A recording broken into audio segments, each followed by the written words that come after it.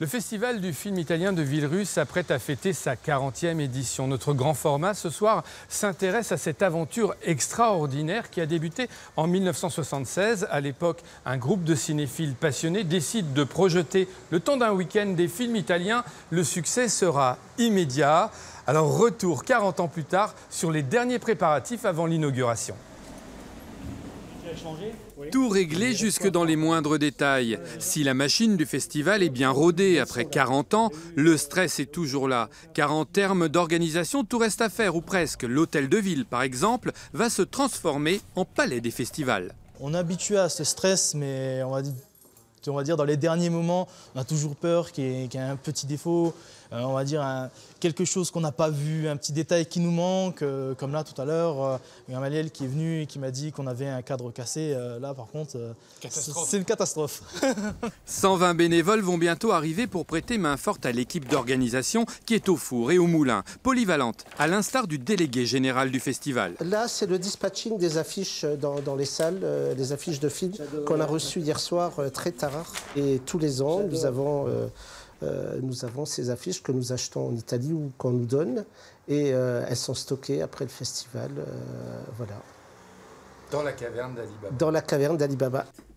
Alors, entre deux réunions de préparation, nous avons le privilège d'entrer dans ce saint des saints. Ici, toute l'histoire du festival, en livres et en affiches. Ferreri, Avati, Moretti, Sordi. Allez, on prend Comencini. Donc on a toute la famille Comencini. Voilà. Et là, voilà, on a... Là, c'est un film de Cristina Comencini. C'est Il più bel giorno della mia vita de Cristina Comencini, qui sera présente samedi à Villerupt. Un peu plus loin, l'équipe des projectionnistes est déjà au travail. Ça sent la colle et la bobine. Certains films seront projetés en 35 mm et c'est devenu très rare. Ici au festival, c'est anecdotique, il va y avoir 8 copies, je crois, sur 70 films, donc c'est vraiment pas grand-chose. Aujourd'hui, le cinéma, c'est ça. Ça, c'est un disque dur, donc c'est un film. Comme partout ailleurs, le festival est passé à l'ère du numérique il y a quelques années. Mais bobine ou disque dur, lorsque la projection démarre, la magie opère, la même depuis 40 ans.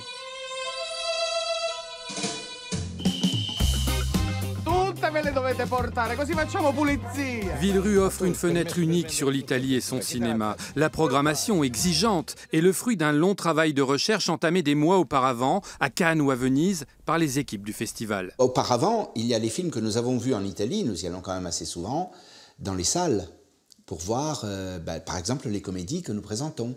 Et à ce moment-là, il s'agit de mettre en route tout un travail de sous-titrage. Avant que vous arriviez, j'étais en train de réviser les sous-titres justement d'un film. Mesdames et messieurs, mon cœur est époustouflant. Le cinéma italien qui gagne, c'est le thème de cette 40e édition. En parallèle à la sélection officielle, le public pourra voir et revoir les chefs-d'œuvre primés du cinéma italien.